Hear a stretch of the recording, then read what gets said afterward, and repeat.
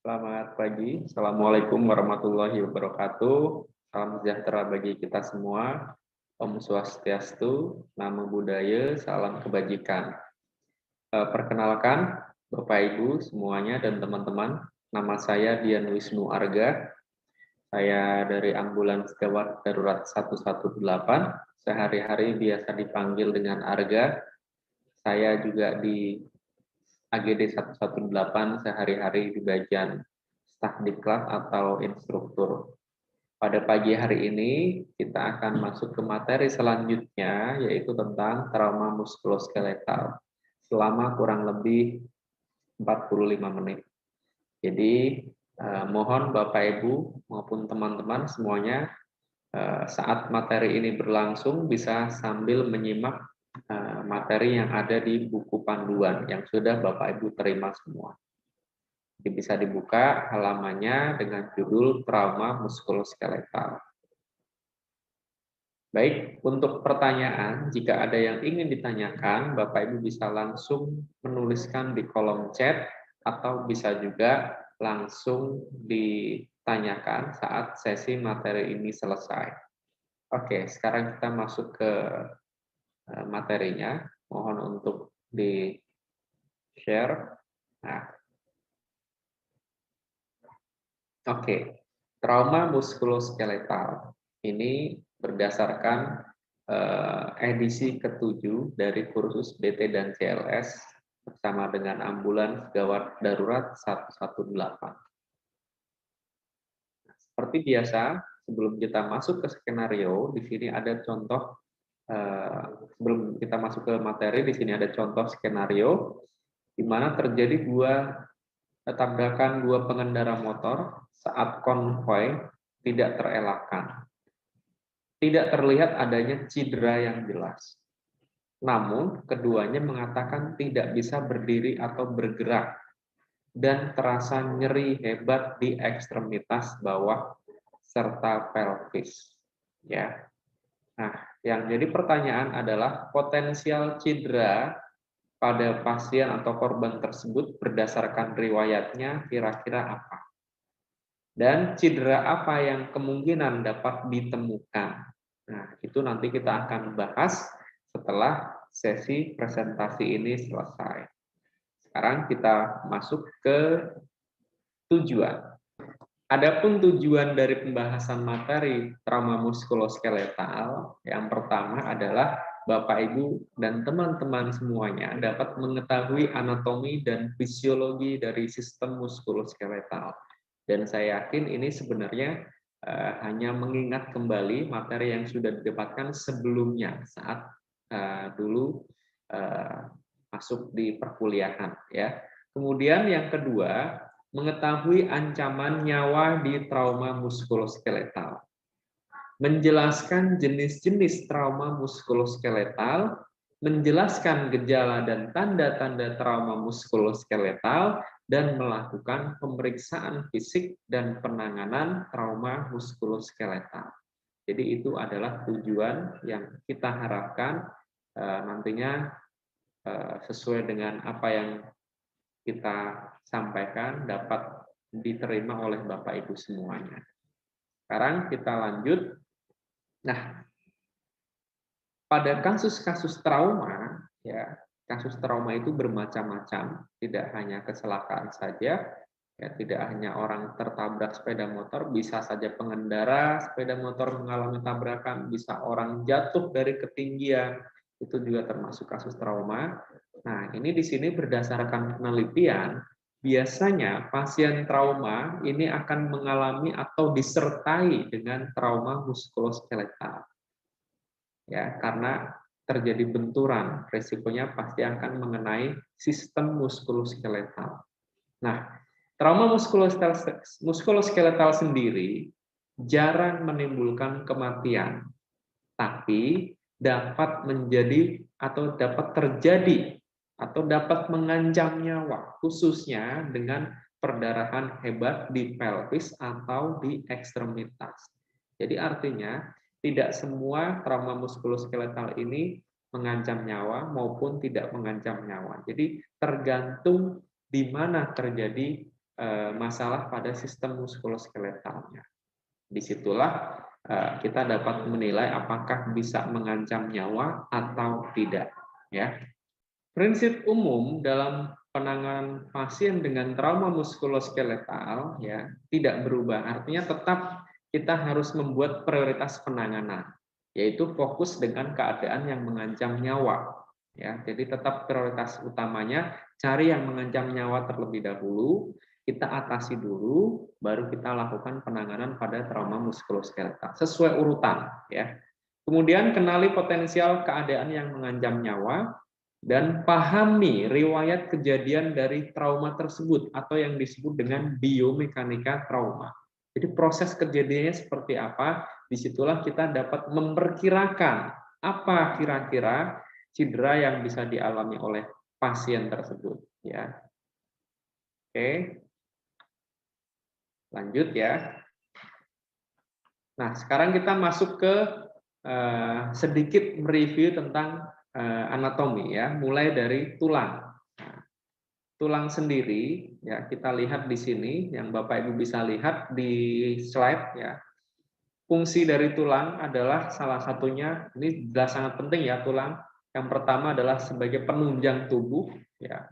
Berikutnya juga ternyata tulang dapat memproduksi sel darah ya, baik itu sel darah merah, sel darah putih, itu semua diproduksi di dalam tulang, prosesnya di dalam sumsum tulang ya.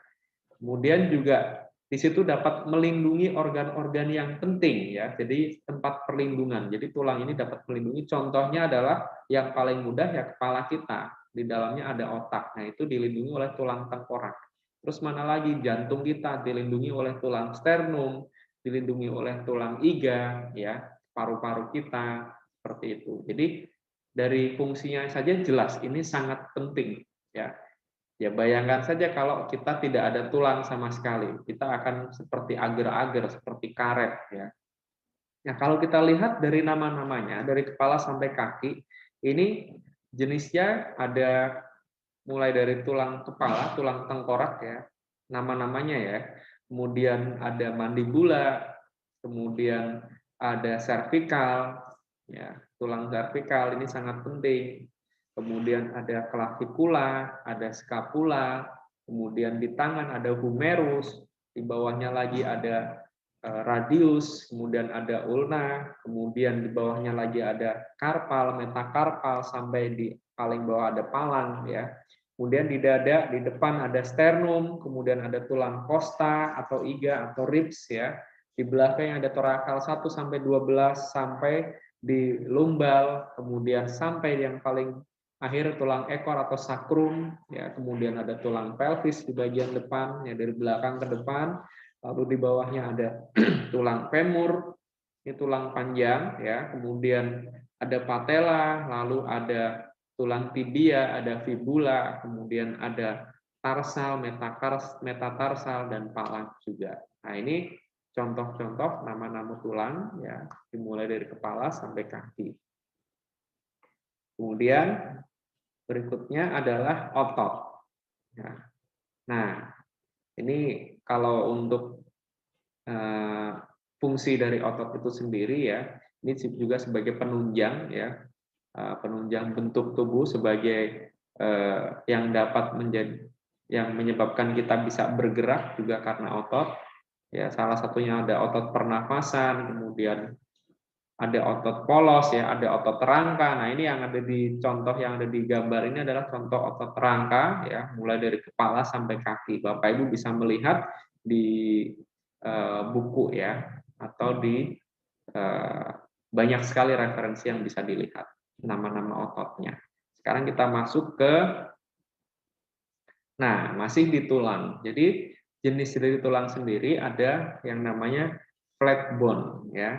Nah, ini contohnya ada di area kepala, yaitu di frontal, di bagian depan. Jadi dia datar ya. Kemudian ada sutural bone. Nah, ini di perbatasan di situ, sutural. Ini biasanya kalau pada bayi atau anak itu dipegang masih lunak ya.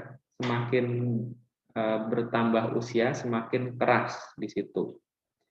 Ya, kemudian ada short bone. Nah, di situ ada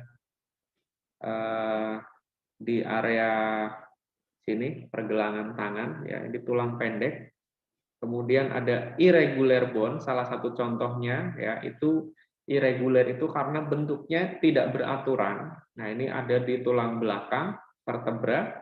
Kemudian ada long bone, ini adalah tulang panjang, yaitu salah satunya adalah tulang femur, dan ada sesamoid bone, yaitu di patella. Nah, itu contoh dari jenis-jenisnya. Kemudian kalau kita lihat lebih dalam di gambar sebelah, itu terlihat sekali bahwa di dalam struktur tulang tersebut terdapat ada pembuluh darah, ya, di mana di situ pasti ada aliran darah terjadi karena sesuai dengan fungsinya tadi juga tulang sebagai penghasil atau memproduksi sel darah, baik itu sel darah merah dan sel darah putih. Nah, itu Bapak Ibu bisa lihat di situ. Jadi, ketika terjadi fraktur atau cedera pada area tulang, resikonya pasti akan terjadi perdarahan. Nah, di mana jika terjadi pada area tulang panjang, di mana pasti di situ akan terdapat pembuluh darah yang lebih banyak, sehingga resiko perdarahannya pun akan lebih banyak. Makanya tadi yang dapat menimbulkan salah satu penyebab dari shock adalah perdarahan. Nah, perdarahan ini bisa terjadi di area tulang panjang ketika terjadi fraktur atau cedera. Nah, contohnya di femur, ya, kayak tadi bisa mengancam nyawa, ya, pada kondisi trauma muskuloskeletal. Oke, kita lanjut.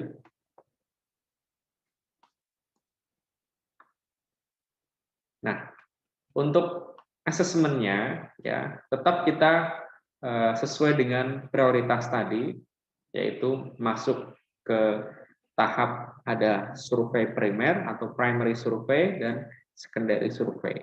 Nah, di dalam primary survey tetap kita nilai sesuai urutan airway, ada tidak sumbatan, breathing, ada tidak masalah pernafasan, ya, oksigenasinya gimana atau ventilasinya gimana, ada gangguan atau tidak, baru kita masuk ke C, circulation. Nah, di tahap circulation inilah biasanya akan ditemukan permasalahan pada sistem muskuloskeletal, karena berhubungan dengan ada tulang, tadi ada otot, di mana terdapat pembuluh darah juga tadi, sehingga resiko bisa terjadi perdarahan dan akhirnya terjadi shock. Ya, maka dari itu pada circulation di sini tetap kita lakukan penilaian ada tidak luka terbuka atau perdarahan eksternal maupun internal. Jika ada, lakukan stop bleeding. Lalu cari tanda-tanda shock, jika ada, perbaikan volume cairan, dan jika ada tanda-tanda fraktur, langsung lakukan pemasangan bidai. Itu. Jadi itu yang bisa kita lakukan pada tahap circulation. Lebih dari itu dilakukan di tahap berikutnya, ya, nanti kita bahas. Jadi circulation cukup kita cari ada tidak luka terbuka, perdarahan eksternal atau internal, penanganan shock, dan jika memang mengalami fraktur dan fraktur pada area yang dapat menyebabkan shock, ya, misalnya tulang panjang, maka lakukan segera pemasangan bidai. Oke, baru kita masuk ke disability, baru lanjut ke exposure. Nah, jadi urutannya tidak berubah, ya. Sekarang, nah, intinya adalah di sini, yaitu apa yang kita lihat dan di situ dapat menimbulkan masalah, ya harus kita lakukan sesuatu untuk menyelesaikan masalah tersebut. Contoh, jika terlihat ada luka terbuka, maka segera lakukan stop bleeding. Stop bleeding dengan cara apa? Bermacam-macam. Ada langsung tekan, ada menggunakan balut tekan, bahkan sampai tindakan tourniquet. Nah, tourniquet sendiri sempat pada beberapa tahun yang lalu lebih baik dihindari. Tapi berkembangnya ilmu pengetahuan, ya, sangat pesat sehingga banyak penelitian dilakukan. Akhirnya pada tahun-tahun berikutnya tourniquet disarankan kembali. Jadi boleh dilakukan pemasangan tourniquet ketika kita menemukan kondisi luka yang memang perdarahannya sangat banyak dan keluar terus-menerus, tidak berhenti hanya dengan balut tekan. Nah, di situ pikirkan untuk melakukan pemasangan tourniquet. Karena lebih baik kita tourniquet daripada tidak sama sekali. Kerugiannya justru lebih banyak. Ya, oke. Kita lanjutkan. Nah, prioritas penanganan pada tahap primary survey intinya adalah kita lakukan stop bleeding. Itu yang pertama ya. Ketika terlihat ada luka terbuka ya lakukan balut tekan atau bisa dengan tourniquet.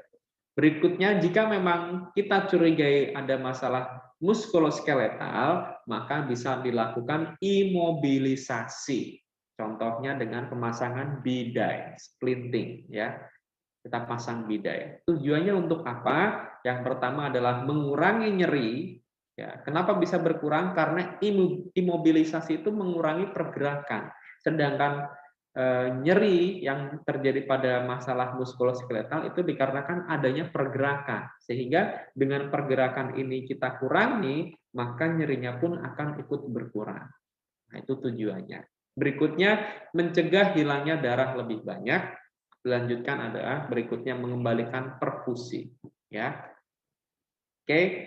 Prioritas penanganan pada secondary survey. Nah, ini yang tadi sempat saya bilang. Jadi tahap pada primary survey yang kita fokuskan cukup lihat ada luka terbuka tidak, kalau ada stop bleeding, lihat ada tanda-tanda fraktur atau tidak, atau dislokasi atau yang lain, kalau ada kita pasang bidai, ya, atasi shocknya. Nah, selain itu kita lakukan di tahap secondary survey. Oke. Nah, apa yang termasuk di dalam secondary survey di sini? Yaitu kita melakukan pengkajian ya dari nyerinya ya. Misalnya dari gejala ya, simptomnya apa? Apakah ada nyeri? Kita kaji nyerinya. Kemudian ada tidak parestesi ya, kemudian ada tidak rasa kesemutan. Nah, itu kita kaji. Kemudian tanda-tandanya apa? Kita cari tahu juga mulai dari look, listen, and feel ya. Nah, apa saja? Kita lihat, look, ada tidak deformitas, ya. Kemudian ada tidak luka, ya. Kemudian listen, kita dengarkan ada tidak suara bruit. Bruit itu kalau misalnya di bawah kulit kita tekan itu seperti ada gelembung-gelembung udara. Nah, itu disebut dengan bruit. Nah, itu ditekan gimana rasanya? Terasa atau tidak? Listen, terdengar atau tidak? Lalu feel, kita rasakan. Nah, ada tidak krepitasi? Ini kalau misal terjadi fraktur ya. Kemudian ada tidak tanda-tanda kulit yang robek ya, ada penurunan neurologis ya, penurunan fungsi dari vaskuler, nadinya melemah misalnya, kemudian ada tidak tenderness ya.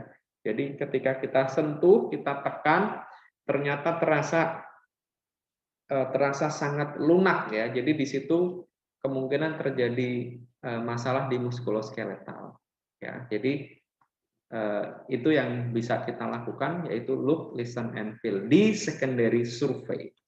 Oke.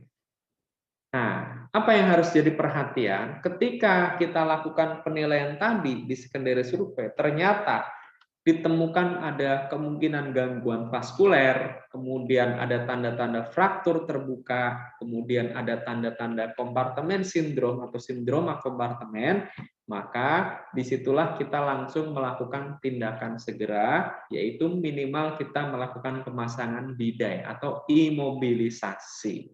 Ya, dengan tujuan tadi ya, imobilisasi sudah dibahas di slide sebelumnya. Ya, diantaranya salah satunya mengurangi nyeri. Ya, kemudian setelah itu lapor ke dokter atau konsul ke ahli sesuai dengan yang ada yang berhubungan dengan masalah pada pasien tersebut ya. Misalnya ke ortoped, bisa juga ke spesialis saraf, bisa juga ke vaskuler misalnya sesuai dengan permasalahannya. Oke. Nah, sekarang kita masuk ke masalah yang pertama pada trauma muskuloskeletal, yaitu fraktur. Nah, fraktur ini adalah terputusnya kesinambungan dari tulang ya. Jadi mulai dari retak itu sudah termasuk fraktur sebenarnya karena udah putus ya. Jadi terjadi pada tulang ya. Saya ingatkan fraktur itu terjadi pada tulang. Nah, apa yang bisa terjadi atau diakibatkan oleh fraktur, yaitu dapat menyebabkan hilangnya darah banyak.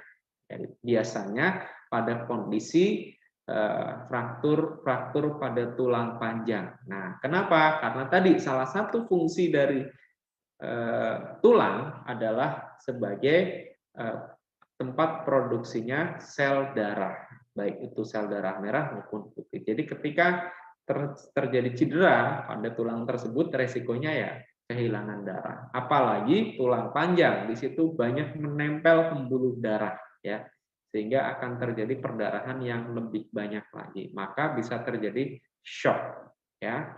Kemudian sering atau umumnya terjadi fraktur yaitu di femur dan pelvis. Nah, ini yang dapat menyebabkan kehilangan darah banyak, yaitu biasanya pada tulang panjang, yaitu di fraktur femur, ya, maupun di tulang pelvis. Nah, itu resikonya sangat tinggi untuk terjadi shock ketika terjadi fraktur, ya.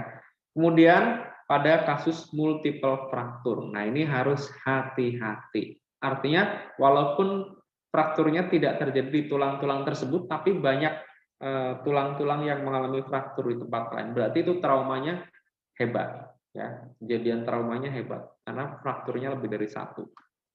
Oke.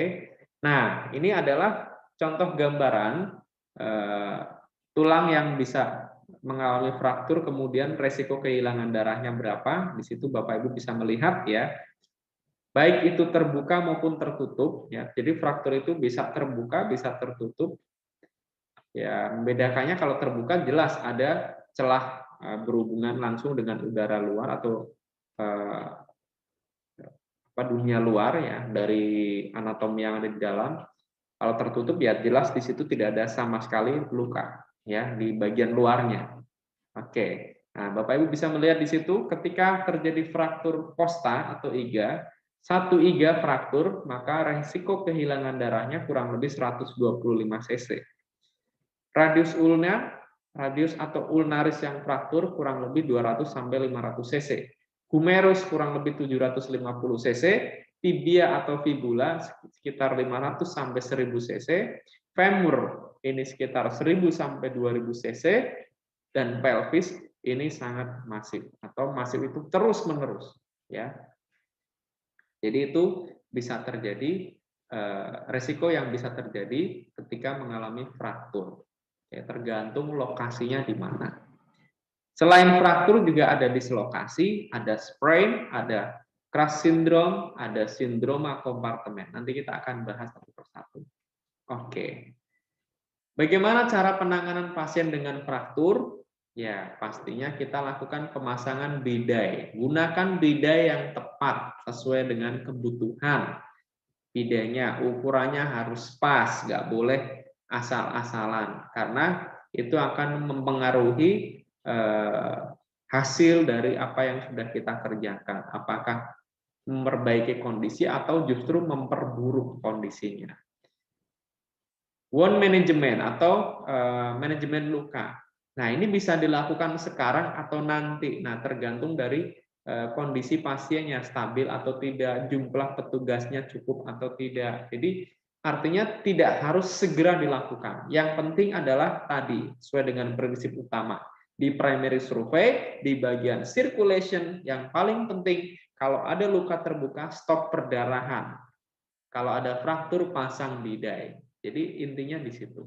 Jadi manajemen luka bisa dilakukan langsung, bisa juga ditunda atau nanti, ya, pada kasus fraktur terbuka. Kemudian pertimbangkan waktu. Nah, ini harus kita pikirkan, ya. Kemudian konsul ke ahli bedah segera dan kolaborasi untuk pemberian antitetanus atau antibiotik. Nah, jenis-jenis dari bidai sendiri, ya, ada yang rigid, ada yang soft. Rigid itu artinya kaku atau keras, soft itu yang lembut. Nah, contohnya ada wood splint, itu yang dari kayu. Sekarang sudah banyak dimodifikasi, ya, jadi bidainya dilapisi dari kayu dalamnya, terus ditempelin busa, baru diplastikin supaya mudah dibersihkan dan lebih nyaman dipasangnya. Kemudian ada vacuum splint, ini yang warna oranye di sebelah yang bidai kayu yang atas, itu disedot, dihisap, dikeluarkan udaranya, jadi dia akan mengeras. Lalu ada air spleen, nah ini kebalikannya, air spleen justru dipompa, diisi udara, dia akan menggelembung dan itu akan mengeras nantinya. Dan satu lagi ada sun spleen. Nah ini yang lebih modern, dia bisa dibentuk sesuai dengan organ yang mengalami masalah muskuloskeletal untuk dipasang bidai. Jadi disesuaikan bentuknya sesuai dengan bentuk tubuhnya, bentuk organnya. Bentuk kaki misalnya. Nah, ukurannya juga bisa diatur. Itu sun spleen. Tentu harganya pasti berbeda-beda ya. Oke. Contoh teknik imobilisasi. Nah, ini yang bisa Bapak Ibu lakukan. Contohnya, salah satu contohnya ada sling and swab. Nah, ini yang paling sering ya, ketika kita menemukan pasien mengalami dislokasi ataupun fraktur di area ekstremitas atas, maka dilakukan imobilisasi dengan cara seperti ini. Namanya sling and swab. Nah, kita sekarang masuk ke dislokasi. Nah, dislokasi jelas ini berbeda dengan fraktur. Kalau fraktur tadi itu terjadi pada tulang yang terputus ya atau terputus kesinambungannya. Nah, sedangkan dislokasi ini terjadi pada persendian di mana terjadi ada dua tulang yang menempel. Nah, di tengah-tengahnya ini direkatkan oleh di tengah-tengahnya ini ya pertemuan dua tulang ini ya persendian ya. Nah, di situ sendi ini direkatkan oleh ligamen. Oke. Tulang yang membentuk sendi ini akan menyatu dengan otot oleh tendon.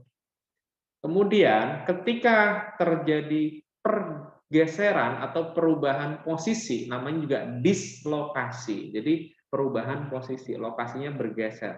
Ini otomatis akan menimbulkan nyeri yang hebat.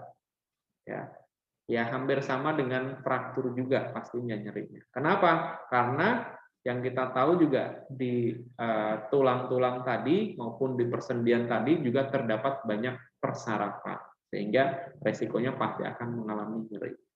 Maka dari itu, ini antara dislokasi dengan fraktur ini sulit untuk dibedakan ketika di situ terjadi antara fraktur maupun dislokasi di tempat yang sangat berdekatan. Ya, jadi artinya keduanya bisa nggak timbul bersama-sama? Bisa bersamaan. Misal di di patella ya, di lutut ada dislokasi, kemudian di atasnya ada fraktur. Nah, itu bisa terjadi. Atau di sini misalnya ya, di sini dislokasi area siku, kemudian di sininya mengalami patah, itu bisa terjadi.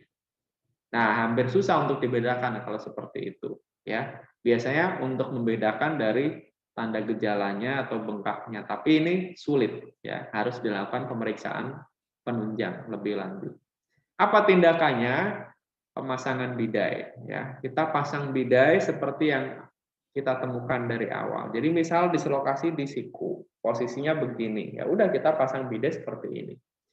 Boleh nggak kita luruskan? Reposisi tidak boleh, tapi manipulasi halus atau pergerakan sedikit itu masih boleh dilakukan, asalkan si pasien atau korbannya tidak merasakan nyeri akibat dari pergerakan yang kita lakukan. Nah, itu artinya kalau memang kita mau sedikit mengatur posisi, kalau pasien ternyata kesakitan, ya udah jangan dipaksa. Tetap pasang bidai sesuai dengan apa yang kita temukan. Jadi seperti itu, ya. Kemudian spling and sling untuk sendi bahu. Nah, itu yang tadi ada di gambar. Kalau di sini di area bahu mengalami dislokasi, maka ya tangannya harus di posisi seperti ini, digendong, mengurangi pergerakan dan pemberian analgetik. Oke. Berikutnya ada sprain. Sprain itu artinya penarikan atau robeknya ya ligamen. Nah, ini biasanya terjadi karena putaran gerakan sendi yang tiba-tiba dan di luar normal. Nah, ini biasanya terjadi di bahu. Kita olahraga terlalu semangat ya, akhirnya bahunya ketarik. Nah, langsung deh ligamennya ketarik, terjadi sprain. Atau bisa juga terjadi di kaki. Kita loncat ke atas, pas turun ke bawah, di kaki kita posisinya lagi nggak pas, ketekuk langsung. Nah, itu bisa terjadi sprain. Nah, ini pasti akan terasa sangat nyeri juga. Apa tindakannya? Evaluasi fungsi neurovaskularisasi bagian distalnya. Jadi cek PMS, pulse motorik sensorik, ya, pulse motorik sensorik. Imobilisasi termasuk sendi di atas dan di bawahnya, dan melakukan manajemen nyeri. Oke. Nah, berikutnya adalah sindroma kompartemen. Nah, sindroma kompartemen, ya, kita bisa menilai ya cedera apa yang bisa menyebabkan sindroma kompartemen. Nah, jadi sindroma kompartemen ini adalah sebenarnya komplikasi selanjutnya dari cedera sebelumnya yang bisa terjadi. Yaitu contohnya, misal di awalnya terjadi fraktur karena penanganannya salah, tindakannya nggak tepat, ya, tidak langsung dilakukan tindakan juga misalnya, resikonya ada